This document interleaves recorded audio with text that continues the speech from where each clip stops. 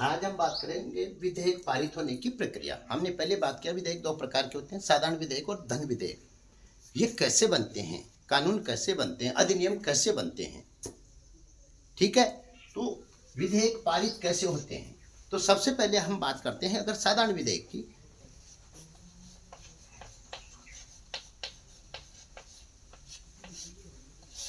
साधारण विधेयक, साधारण विधेयक संसद के दोनों सदनों में किसी भी सदन में रखा जा सकता है। ध्यान रखना, साधारण विधेयक संसद के दोनों सदनों में से किसी भी सदन में रखा जा सकता है। ओके, अब इसके तीन चरण होते हैं। कैसे कैसे होते हैं तीन चरण? प्रथम, सेकंड और थर्ड। प्रथम वाचन, द्वितीय वाचन और तृतीय वाचन। तो साधारण विधेयक संसद के दोनों सदनों में से किसी भी सदन में रखा जा सकता है। जिस सदन में रखा जा रहा है, चाहे वो लोकसभा हो चाहे राज्यसभा, जिस सदन में रखा जा रहा है, मान लो हमने रख दिया साहब लोकसभा में, इसमें लोकसभा में रख दिया, तो सबसे पहले जो व्यक्ति, मंत्री या संसद का कोई भी सदस्य विधेयक प्रस्तुत करता है, तो उसकी जानकारी सबसे पहले लोकसभा अध्यक्ष को दी जाती है। वो उसका टाइम और वार निश्चित करता है कि आप अमुक तारीख को अमुक समय अपना विधेयक प्रस्तुत कर सकते हो। तो जिस दिन दिया जाता है, जो वार निश्चित किया जाता है, उस दिन उस समय खड़ा होकर वो अनुमति लेता है विधेयक को प्रस्तुत करने की। विधेयक प्रस्तुत किया जाता है, वो जो उस विधेयक के शीर्षक हैं, उद्देश्य हैं, उनको पढ़कर वो व्यक्ति सदन में सुनाता है। और सुनने के बाद सबको सुना दिया जाता है। सुनने के बाद उस विधेयक की प्रत्येक प्रति सदन में बैठे हुए प्रत्येक व्यक्ति को दे दी जाती है। और इस प्रकार वो भारत सरकार के राजपत्र में, गजट में प्रकाशित कर दिया जाता है। तो प्रथम वाचन पूरा हुआ माना जाता है।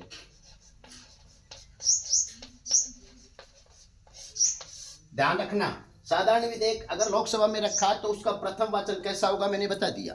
प्रथम वाचन में विधेयक प्रस्तुत करने वाला व्यक्ति अनुमति लेकर खड़ा होगा सदन में, जो विधेयक रख रहा है उसके उद्देश्य और उसके बारे में बताएगा। शीर्षक क्या होगा, उद्देश्य क्या होगा, सबको बता दिया जाएगा, पढ़ के सुना देगा। सुनाने के बाद उस जो भी विधेयक है उसकी प्रत्येक कॉपी प्रत्येक सदन के व्यक्ति को प्रस्तुत कर दी जाएगी, दे दी जाएगी। और उसके बाद उसको भारत सरकार के राजपत्र में प्रकाशित कर दिया जाएगा। इस प्रकार प्रथम वाचन पूरा हुआ माना जाएगा। ओके, अब देखो दूसरा वाचन, फिर ये प्रथम वाचन से कहा जाएगा द्वितीय वाचन में। द्वितीय वाचन इसका प्रमुख होता है विधेयक का, ध्यान रखना। द्वितीय वाचन में इसकी प्रत्येक धारा पर, प्रत्येक पंक्ति पर, प्रत्येक वर्ड पर, प्रत्येक लाइन पर वाद विवाद होगी, गहन समीक्षा की जाती है। द्वितीय वाचन में विधेयक की प्रत्येक धारा, प्रत्येक वर्ड, प्रत्येक लाइन पर गहन समीक्षा की जाती है। संशोधन अगर करने हैं तो संशोधन किए जाते हैं, संशोधन नहीं करने तो वैसे के वैसे रखा जाता है, लेकिन इसकी गहन जांच होती है। अगर लगता है कि इसकी जांच आगे करवाई जाए, विशेष जांच करवाई जाए, तो ये प्रवर समिति के पास भेज दिया जाता है। किसके पास भेज दिया जाता है? प्रवर समिति के पास या संयुक्त समिति के पास भेज दिया जाता है। अब ध्यान रखो, प्रवर समिति में कौन होते हैं? प्रवर समिति विशेष तौर से ध्यान देना, प्रवर समिति में एक ही सदन के व्यक्ति होते हैं। जो भी सदस्य होते हैं एक ही सदन के होते हैं, चाहे वो लोकसभा के हो चाहे वो राज्यसभा को। और संयुक्त समिति में दोनों सदनों के सदस्य होते हैं, दोनों मिलकर उसकी जांच करते हैं। प्रवर समिति में सिर्फ एक ही सदन के सदस्य होते हैं जो उस विधेयक की गहनता से जांच करते हैं। तो ध्यान रखना, द्वितीय वाचन में क्या होगा, उस विधेयक की प्रत्येक शब्द, प्रत्येक पंक्ति पर गहनता से जांच की जाएगी। कुछ संशोधन किए जाएंगे, कुछ संशोधनों के साथ या रहित या ऐसे कैसे उसको पास कर दिया जाता है। अगर वो नहीं होता है, उसको किसी लगता है सदन में कि इसमें गहनता से जांच होनी चाहिए, तो वो प्रवर समिति के पास भेजेंगे या संयुक्त सचिव समिति के पास भेजेंगे। प्रवर समिति में कौन होते हैं? एक ही सदन के सदस्य होते हैं। संयुक्त समिति में कौन होते हैं? दोनों सदनों के सदस्य होते हैं। ध्यान रखना, द्वितीय वाचन पूरा हो गया, प्रत्येक पंक्ति प्रत्येक शब्द पर गहन जांच होगी, उसके बाद ही द्वितीय वाचन पूरा हुआ माना जाएगा। फिर जाता है ये तृतीय वाचन में। तृतीय वाचन ध्यान रखना, एक ही सदन में हो रहे 3 वाचन, फिर ये तृतीय वाचन में जाता है। तृतीय वाचन में क्या होता है? बहस पूरी होने के बाद यहाँ सिर्फ उसमें जो अशुद्धियां रह जाती है उन अशुद्धियों को संशोधन नहीं किए जाएंगे, अशुद्धियां रह जाती है उन अशुद्धियों को दूर किया जाएगा और फिर इसको साधारण बहुमत से, मतलब 50% बहुमत से, साधारण बहुमत से यहाँ पास कर दिया जाता है। तो ये प्रथम सदन में अर्थात लोकसभा में पारित हुआ माना जाता है। तो लोकसभा में पारित कितने चरणों में होगा? 3 चरणों में, प्रथम वाचन, द्वितीय वाचन और तृतीय वाचन। राइट। प्रथम वाचन में मैंने बताया क्या होगा? जो व्यक्ति विधेयक प्रस्तुत कर रहा है सदन में अध्यक्ष की अनुमति लेकर खड़ा होगा, उसके उद्देश्य शीर्षक बताएगा और उसको भारत सरकार के राजपत्र में प्रकाशित कर दिया जाएगा।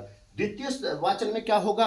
प्रत्येक धारा पर गहनता से जांच होगी, या तो सदन करेगा या फिर प्रवर समिति के सदस्य करेंगे या संयुक्त समिति के सदस्य करेंगे। इसके बाद वाद विवाद होने के बाद संशोधनों सहित संशोधन हो जाएंगे जो भी करने। इसके बाद तृतीय वाचन में जाएगा। तृतीय वाचन में क्या होगा? सिर्फ उसमें जो अशुद्धियां रह गई उनमें सुधार किया जाएगा और साधारण बहुमत से मतदान होगा इस पर और साधारण बहुमत से इसको पास कर दिया जाएगा। अब देखो, प्रथम सदन में ये कंप्लीट हो गया।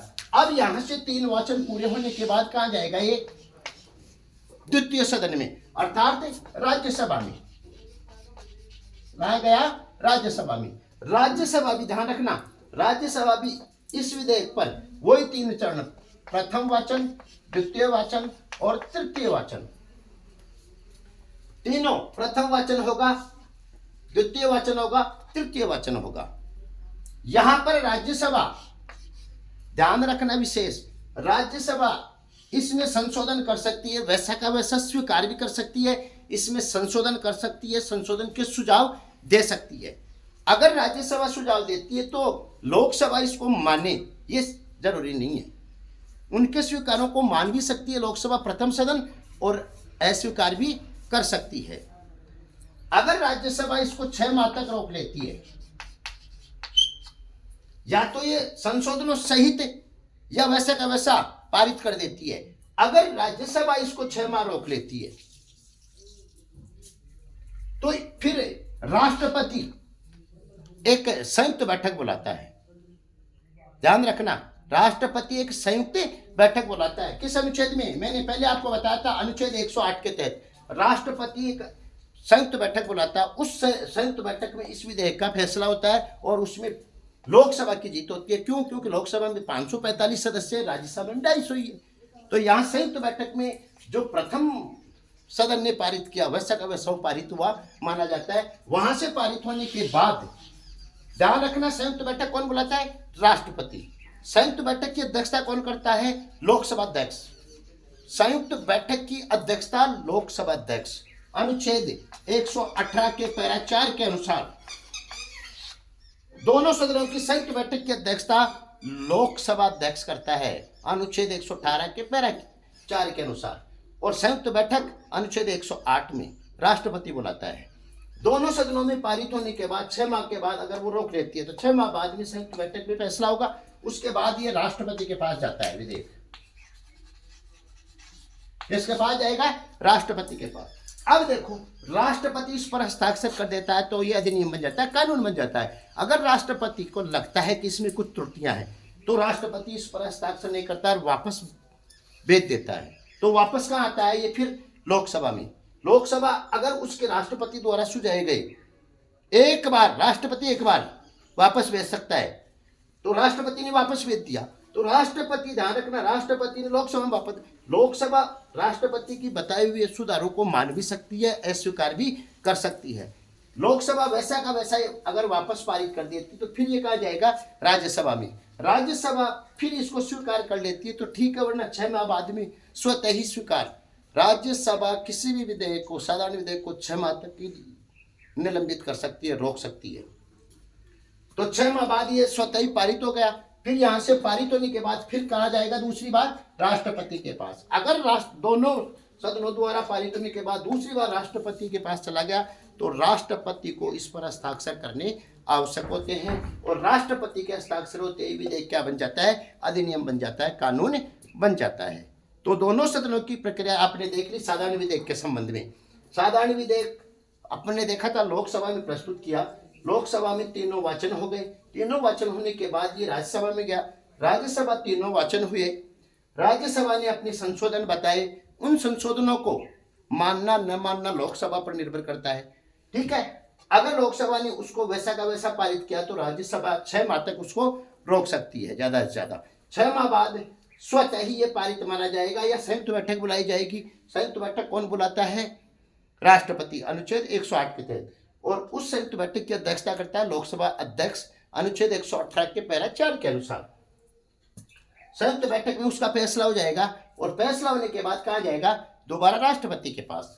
राष्ट्रपति इसको एक बार वापस भेज सकता है, दोबारा अगर वैसा का वैसी प्रक्रिया अपनाकर दोबारा राष्ट्रपति के पास जाता है तो राष्ट्रपति को इस पर हस्ताक्षर करने होते हैं, और ये क्या बन जाता है, विधेयक, अधिनियम, कानून बन जाता है।